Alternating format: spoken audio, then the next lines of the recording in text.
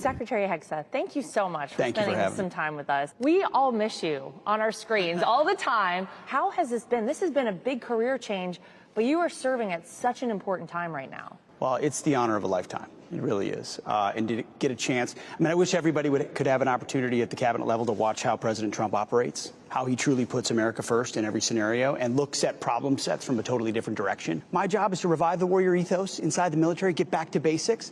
And so what would I do in a perfect world if I could do that? That's not how Washington normally works. Usually there's, well, you got to play this game and check this box and go through this protocol. Not under President Trump. It's, hey, how do we fix it as boldly as possible so that the warfighters have what they need and the environment they need to be successful.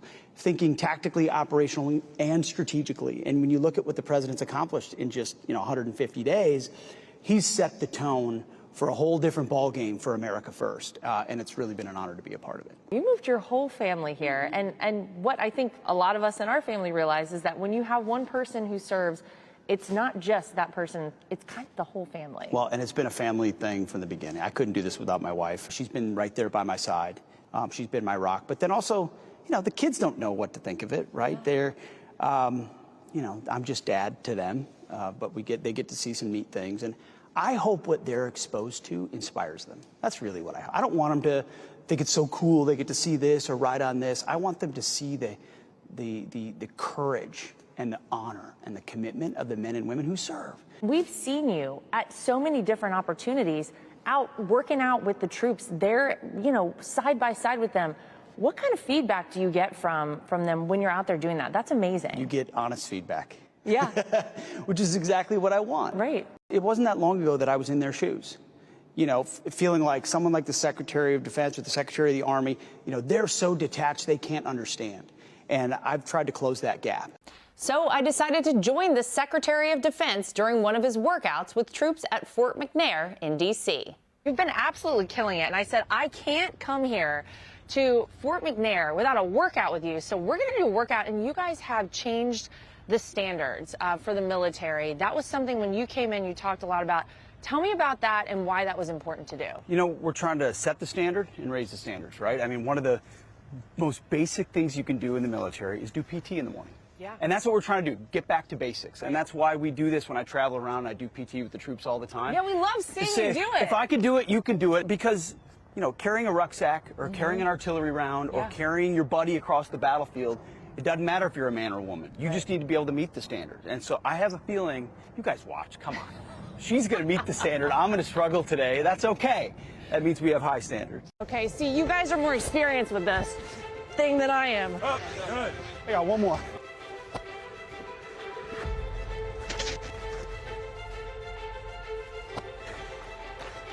There we go. Naked sandbags. Let's go.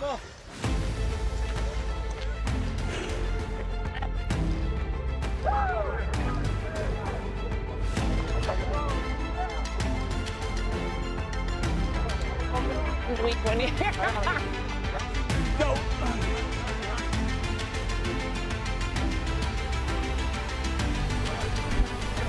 You got it, guys. Almost there.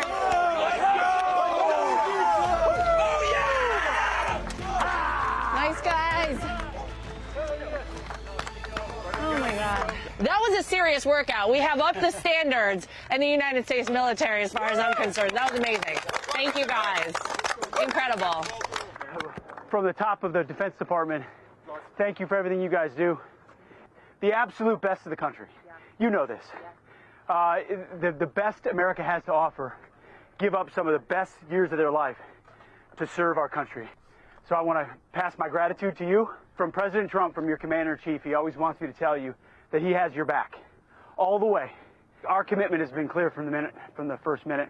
Restore the warrior ethos, rebuild our military, which President Trump did in the first term and we're doing again, and then reestablishing deterrence, which I think the world saw a lot of when those B-2s flew over Iran and came out and nobody saw them.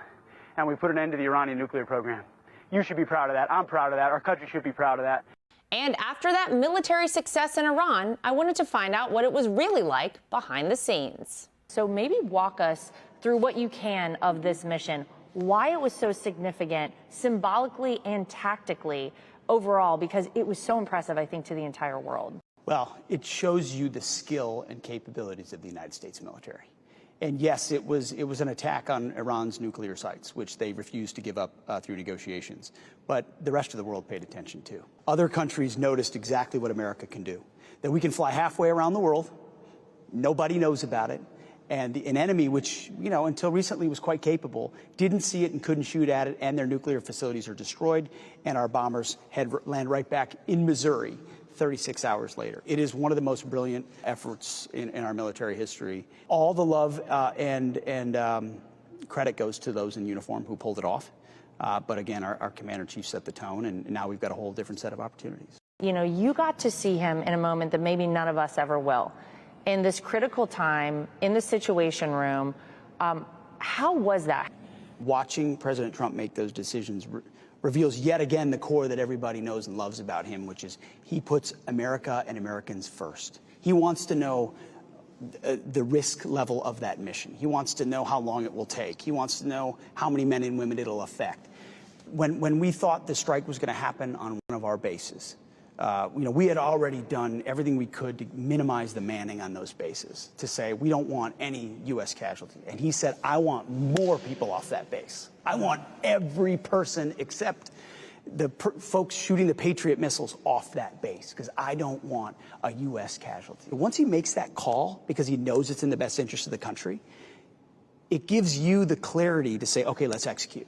So there were so many people in the legacy media after this successful strike who seemed to try to downplay it, seemed to try to question the significance of it and whether or not it had actually even been successful.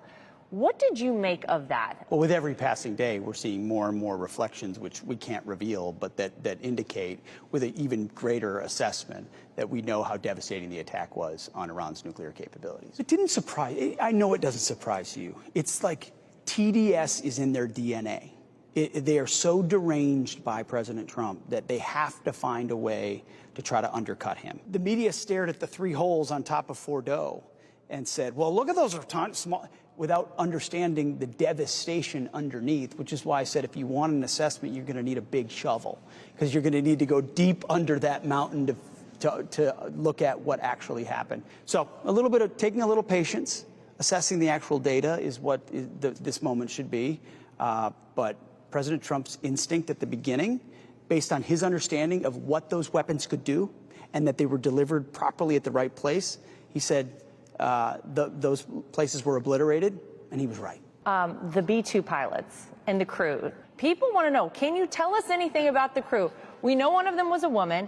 Do we have any playlists? Do we have any snacks, food? What can you tell us? What I do know is it's a different breed of individuals, right? And you have to think about how much training goes into game time. And that's why I think there's been so much excitement and appreciation for what these crews did, because they're the latest iteration of B-2 crews and others, many of which trained and trained and trained for a mission like this for years. I look at them and go, you're a special breed. I couldn't do what you do. I don't know what was in your playlist. I don't know how you slept. I don't know how you went to the bathroom. I want to know those details, and we'll find out on a B-2 flight, 36 hours. But I respect the hell out of what you did, and I'm proud of my nation because of what you were willing to do. Since you've been in this role, we've seen recruiting numbers across the military skyrocket. I mean, it's been pretty amazing to watch in a short amount of time what you've been able to do as Secretary of Defense. What are your goals going forward over the next 3.5 years? Keep going. Keep going. Driving change into institutions is a difficult thing to do. And the response of the American people, the immediate response of recruiting is incredibly, it inspires the building. But it's a big bureaucracy. There's still resistance to change at certain places. There's reforms that need to be made so we get weapons systems, planes, ships, submarines, munitions into the hands of our warfighters faster. Washington, D.C. can be very good at paying too much and taking too long. And if you have a businessman, which we do as Commander-in-Chief, he has an expectation that we get it under cost and faster. So there's a ton of work left to be done to sort of truly put the America First fingerprints stamp on the Defense Department. We've just gotten started. Well, we are wishing you great success. Good luck with everything. We're all watching. We're all so proud. And thanks for spending a little time with us today.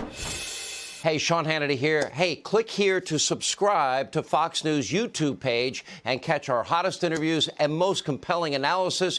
You will not get it anywhere else.